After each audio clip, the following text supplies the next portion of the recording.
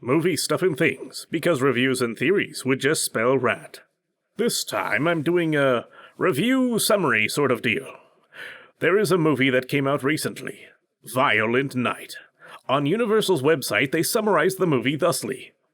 When a team of mercenaries breaks into a wealthy family compound on Christmas Eve, taking everyone inside hostage, the team isn't prepared for a surprise combatant. Santa Claus is on the grounds, and he's about to show why this Nick is no saint. Now, I would say Santa Claus gets stuck in a mansion during a heist on Christmas Eve night and has to save an innocent child that is among the hostages. The movie doesn't hide the fact that this is the Santa Claus. Anyone else spell Santa Claus wrong because of Tim Allen movies? But I digress. This movie sounds like an 80s B-movie, and maybe it was because I had low expectations, but after I watched it, I thought it was fairly good. They set things up in a believable manner. Not magic, by the way. I mean, like, the way story elements were introduced were more believable than some other movies, 'cause I'm sure you've seen it. But some writers make it way too obvious that they're setting something up. I don't think there was anything like that in this movie. It is quite violent, and many of the foul language, not a kid's movie. Okay, now we're going into the spoiler overview. Spoiler alert. Spoiler alert.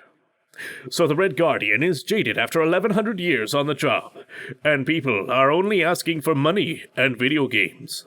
He misses the times when kids believed in Santa. Yeah, just like in the movie Elf, Santa magic requires people to believe in Santa. No singing though, but more on that later. Santa is taking a break in a bar, and a professional Santa says something about the cheer on a child's face makes it all worth it. And real Santa's like, yeah, that look. He finishes drinking and tosses a gift to the bartender. Hey, save me a trip and give this to your grandson. Then he goes to the roof. Bartender's like, oi, that's the roof, drunkman. And when she chases him up to the roof, she sees Santa flying in the sleigh. Oh, it's so beautiful. Then Santa pukes on her. Then we shoot over to the US, because that first scene was in England, by the way. The main characters are a family, a dude, his wife, and their kid, Trudy, who I would guess is somewhere around 8 to 10. I can't recall if they say how old she is. I only watched it once a couple of days ago. Leave me alone. Anyway, Trudy and Santa are the main characters of this movie, so everyone else I can't even remember the names for. What they absolutely do let you know in the introduction scene is that Trudy just watched Home Alone. And who doesn't like that movie? BT-dub. The way it really ingrains itself into your memory is that she screams like Kevin when he applies aftershave. So they go to dude's mom's house. They say hi to the guard, and this guy is so likable you know he's doomed in a movie titled Violent Night. They get to the house, and dude's family is just terrible. You gotta wonder how his kid turned out so good. Also, the dude's sister is dating some sort of movie star. He isn't as jerky as the mother and the sister, but he is pretty dumb. A little later, dude gives Trudy a walkie-talkie to talk to Santa, but tells her that Santa can't talk back because he's just too busy on Christmas Eve night. He does this because the jerk didn't take his daughter to see a mall Santa, which they establish through dialogue is an annual tradition. Anywho, Santa gets to their house after a montage of him getting cookies and milk. He retches at a few that I have to guess were either left out too long or were soy milk. He also remarks about his dislike of skim milk. However, at the main character mansion, there are homemade cookies that Trudy decorated in an earlier scene. And because this is dark, gritty Santa, he finds the bar and replaces the milk with whiskey. Then he tries out a massage chair and falls asleep. Before long, the pest, Aurelio, Sid the Sloth, the Luigi nobody wants, we don't talk about Bruno, no.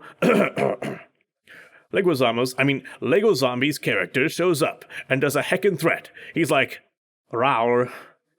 The crew is all named Christmassy code names. When the heistmen start shooting, they wake up Santa. But he's still a bit tipsy and his magic for teleporting up the chimney isn't working. He then has to fight one of the heistmans. The gunshots scare off the reindeer. Santa impales the guy on an ice formation out the window and gets a walkie-talkie. He tries to call for help after changing the channels because the phones don't work on account of the heistmans. This is when he gets in contact with Trudy, and she asks for his help, and Santa goes on to fight more of the heistmans. I'm a little fuzzy on the details in the middle here, but there's a fight in a game room with billiards. Trudy escapes to the attic, the movie star guy escapes when a rescue crew arrives, but the rescue crew is just more heistmans. I skipped a scene where the heistmans get the drop on Santa and interrogate him. Santa names each of them by their real names, and then the lackeys start to believe he is the real Santa. Trudy sends junk down an air vent to make a distraction, and Santa tips his chair and uses his teleporting magic to escape out the chimney. Santa retreats to a garage or barn or something. At some point, he got a knife wound. I think it was during the game room fight. He's bleeding a bunch, is the point. The new group is surrounding the barn thing that Santa is in. Trudy tells Santa this, as you can see from her vantage point, from the window in the attic. She asks him what he would want if he had one wish. Santa says he wants to see Mrs. Claus one last time, while spinning his wedding band around on his finger. Santa drops his ring, and fumbles to get it back. He chases it across the room, and it clinks against a sledgehammer. Oh yeah, so Santa's backstory is that he was a Viking barbarian dude that used a hammer named Skullcrusher before he became Santa Claus. So now he has a sledgehammer. Ho, ho, ho. There's a bunch of brutality, and my memory is failing me for a stretch, until the bad guys are leaving with the money. So what I remember is it takes a long time for Lego Zombie's character to say that he's stealing $300 million. But Trudy's dad somehow stole it earlier. This was the dumbest, most convoluted part to me. There are a dozen duffel bags of cash hidden in the nativity scene outside the house. The heistmans were among the hired help for Ellen Griswold's party. So dude had to make like 6 trips. I guess 3 if he carried 4 at a time. They just got there that evening. The help were already throughout the house. What is even stupider is the amount of loose cash scattered about in the vault when they do finally open it. Basically, the only good parts are Trudy and Santa. The Trudy's dad character, let me look this up. Jason, with the money and stuff, that's just blah.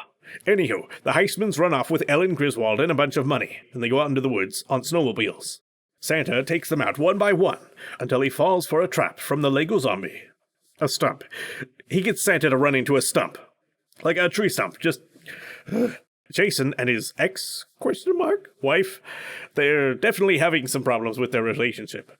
When Trudy's first on the walkie-talkie earlier in the movie, she tells the not-yet-on-the-other-side Santa that she just wants them to be a family again. So we know they're separated at least.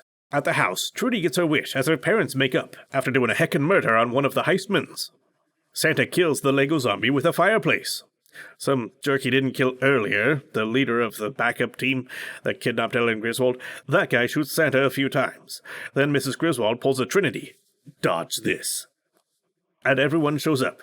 Oh no! Santa is leaking scooter oil all over the place. Santa says it's the first time he's felt cold in a long time. Immediately, Jason decides to burn all the money to try to warm Santa. Santa dies by the time he even lights up one bag. Everyone says, I am Spartacus. I mean, they each say they believe he's Santa. It would have been more fun if they bust out the inspiration for the poster's tagline, you better watch out. Better not cry, blah, blah, blah, blah, blah, Santa Claus is coming to town. Missed opportunity. Instead, they revive Tinkerbell by saying, I do believe in fairies, and up pops St. Nick. Then, another dumb part that really should have happened earlier if it was to happen at all, the reindeer return with Skullcrusher in the sled, with a note from Mrs. Claus saying something like, I thought you might want this. Also, the deer bring up the backup bag, because thieves burnt the other one. Why would he still have Skullcrusher? It seems like when he left his life of murderous conquest behind, he would have discarded the hammer. Anyways, other than a couple of dumb things and the impossibility of stupid Jason moving the money into the hay bales behind the outdoor nativity scene without anyone noticing, that's just so dumb. I cannot express the impossibility of no one having seen that. However, despite that, if you don't mind hyperviolence, then it was pretty great. Also, Trudy has a whole Home Alone sequence somewhere after Santa gets his sledgehammer. And that sequence was way better than the last 4 Home Alones combined. I would have talked about it, but like I said, I've only seen it once, and it's difficult to keep everything in order. Also, despite all the spoilers I've already said, I don't want to spoil a really good Home Alone sequence.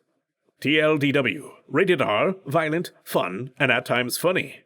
No one could move that much stuff past that many people that far without anyone noticing. and this has been Movie Stuff and Things, Violent Night. Super Fake Films. We aim to entertain.